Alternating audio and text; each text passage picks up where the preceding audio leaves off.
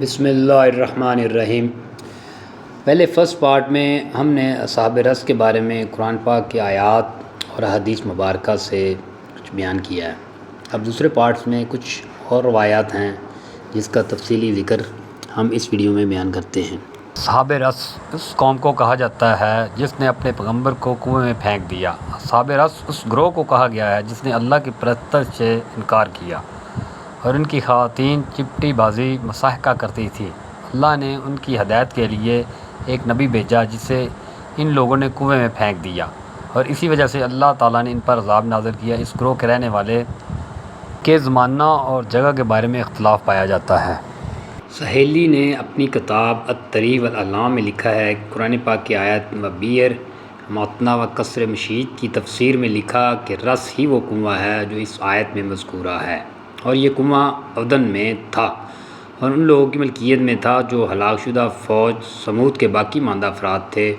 اس قوم کا بادشاہ اکس بہت ہی خوش خلق اور منصف مزاج تھا۔ اس کنویں سے پورا شہر بما مال مویشی کے سیراب ہوتا تھا۔ یہ کنواں ان کے لیے بہت بابرکت تھا اور بہت سے لوگ اس کی پاسبانی کے لیے مامور تھے۔ اس پر سنگ خام کے بہت بڑے برتن رکھے ہوئے تھے جو حوضوں کا کام دیتے تھے، اور لوگ ان میں پانی بھر بھر کر اپنے گھروں کو لے جاتے تھے۔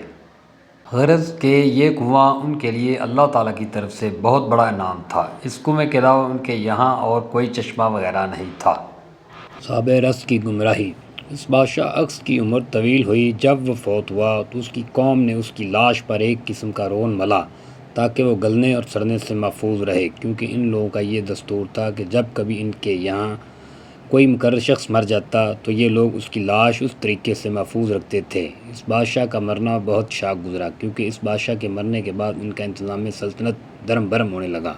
چنانچہ سلطنت کی یہ حالت دیکھ کر وہ قوم رونے پیٹنے لگے۔ چنانچہ شیطان ملعون کو اس قوم کا گمراہ کرنے کا اچھا موقع ہاتھ آیا۔ شیطان مردود بادشاہ کی لاش میں دلدل کر کے کہنے لگا کہ میں مرا نہیں ہوں اور نہ کبھی مروں گا، بلکہ میرے اور تمہارے درمیان ایک ظاہری حجاب ہو گیا ہے تاکہ میں دیکھوں کہ تم لوگ میری عدم موجودگی میں کیا کرتے ہو۔ یہ آواز سن کر بہت خوش ہوئے، اور ان میں سے جو لوگ ممتاز تھے ان کے اشارے سے انہوں نے بادشاہ اور لوگوں کے درمیان ایک پردہ ڈال دیا تاکہ وہ پردے کے پیچھے ان سے بولتا رہے۔ اس کے بعد قوم نے اس بادشاہ کا ایک بت بنا کر پردے کے پیچھے لاج کے متصر رکھ دیا، اور پھر اس بت سے یہ آواز آنے لگی کہ میں نہ کھاتا ہوں نہ پیتا ہوں اور نہ کوئی مجھ کو موت آئے گی، اور میں ہی تمہارا معبود ہوں۔ مگر یہ سب شرارت شیطان کی تھی جو بادشاہ کے مردہ جسم میں دلول کر گیا تھا اور بادشاہ کے لہجے میں ان سے ہم کلام ہوتا تھا۔ اس طرح کافی لوگوں کی تعداد اس کی تصدیق کرنے لگے۔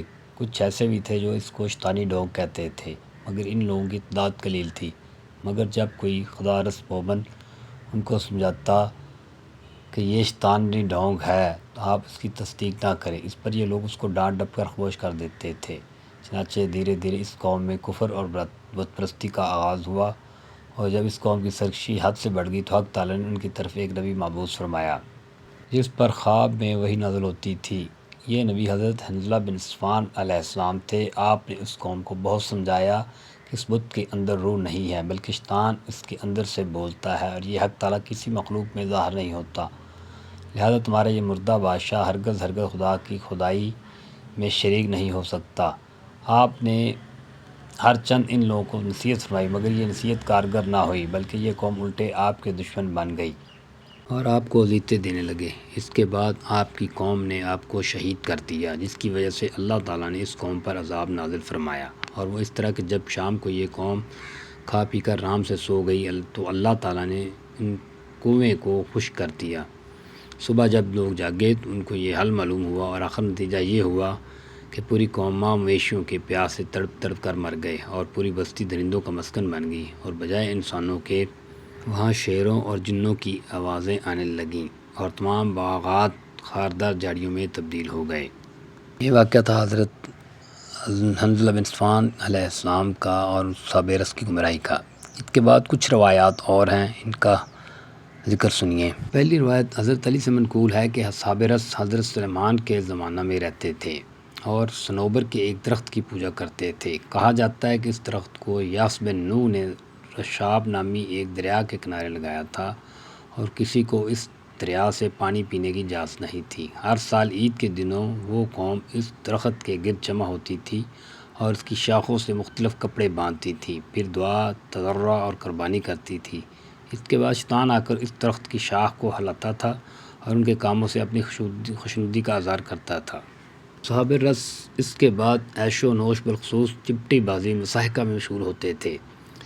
اللہ تعالیٰ نے یعقوب کے بیٹے یہودا کے پوتے کو اس قوم کی ہدایت کے لیے نبی بنا کر بھیجا، لیکن وہ لوگ ان پر ایمان نہیں لائے اور انہیں طرح طرح کی تکلیفیں پہنچائیں، اور پھر پیغمبر کی دعا سے وہ درخت خشک ہوئی اور قوم رس نے پیغمبر کو گناہ گار قرار دیتے ہوئے انہیں کنویں میں ڈال دیا، جس کی وجہ سے اللہ کے غضب کو جلال آیا اور بادل و ہوا بھیجا۔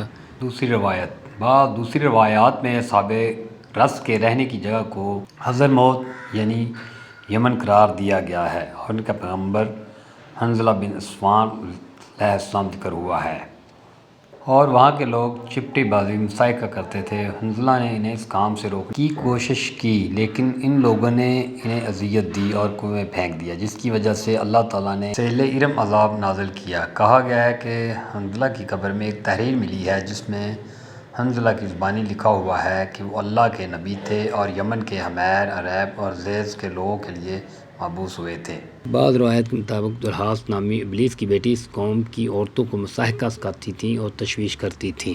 تیسری روایت یہ ہم نے فرسٹ پارٹ میں آپ صلی اللہ علیہ وسلم کی حدیث کو بیان کیا ہے، ایک مرتبہ پھر سنیں۔ محمد بن کعب بن کرزی کی پیغمبر اکرم صلی اللہ علیہ وسلم سے منقول ایک روایت کے مطابق اللہ تعالیٰ نے کسی قوم کے لیے ایک نبی بھیجا جسے ان لوگوں نے جھٹلایا اور نبی کو کنویں میں پھینک دیا اور کنویں کے دانے پر ایک بڑا پتھر رکھا۔ اس نبی پر وہاں کا صرف ایک غلام ایمان لایا تھا جو لکڑیاں بیچ کر اپنے دن گزر بسر کرتا تھا اور پیغمبر کے لیے کھانا اس کنویں میں دیتا تھا۔ ایک دن اس غلام کو نیند آئی اور اللہ کے حکم سے 14 سال تک سوتا رہا، اور جب بیدار ہوا تو ایسے لگا کہ چند لمحے سویا، پھر سے کھانا تیار کر کے کنویں پر لے گیا تو وہاں پر پیغمبر کی کوئی خبر نہیں تھی۔ اس روایت کے مطابق جب وہ سو رہا تھا تو اس وقت اس قوم پر اللہ نے عذاب نازل کیا اور ان لوگوں نے پشیمان ہو کر پیغمبر کو رہا کیا۔ یہ ایک اور روایت اصحاب رس جو درخت کی پوجا کرتے تھے ان کے بارے میں آئی ہے۔ یہ ایسے لوگ تھے جو صنوبر کے درخت کی پوجا کرتے تھے اور اسے درختوں کا بادشاہ کہتے تھے۔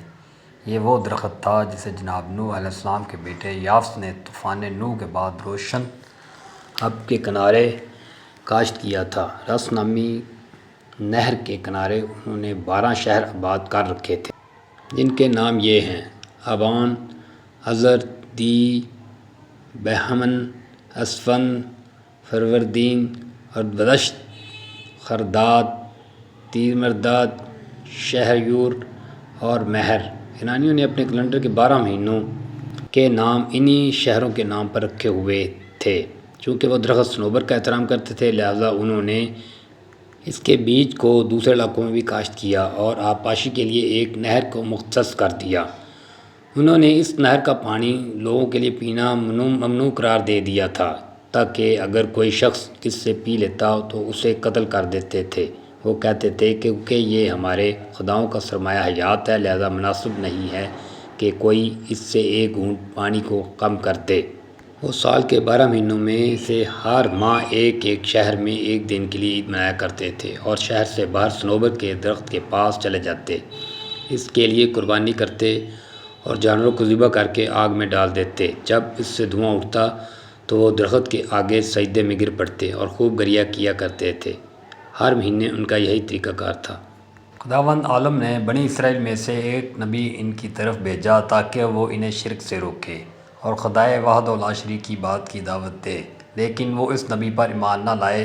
اب اس نبی نے فساد اور بت پرستی کی اصل جڑ یعنی اس درخت کے قلع کما کرنے کی خدا سے دعا کی اور بڑا درخت خوش ہو گیا۔ جب بھی ان لوگوں نے یہ صورت دیکھی تو سخت پریشان ہو گئے اور کہنے لگے کہ اس شخص نے ہمارے خداؤں پر جادو کر دیا ہے۔ کچھ کہنے لگے کہ ہمارے خدا اس شخص کی وجہ سے ہم پر ناراض ہو گئے ہیں کیونکہ وہ ہمیں کفر کی دعوت دیتا ہے۔ اب بحث مباحثے کے بعد سب لوگوں نے اللہ کے اس نبی کو قتل کرنے کی ٹھان لی اور گہرا کنواں کھودا، اس میں اسے ڈال دیا، کنویں کا منہ بند کر کے اس کے اوپر بیٹھ گئے اور اس کے نالہ و فریاد کی آواز سنتے رہے یہاں تک کہ اس نے جان جانے آفرین کے سپرد کر دی۔ خداوند عالم نے ان برائیوں اور ظلم و ستم کی وجہ سے سخت عذاب میں مبتلا کر کے نیست و نابود کر دیا۔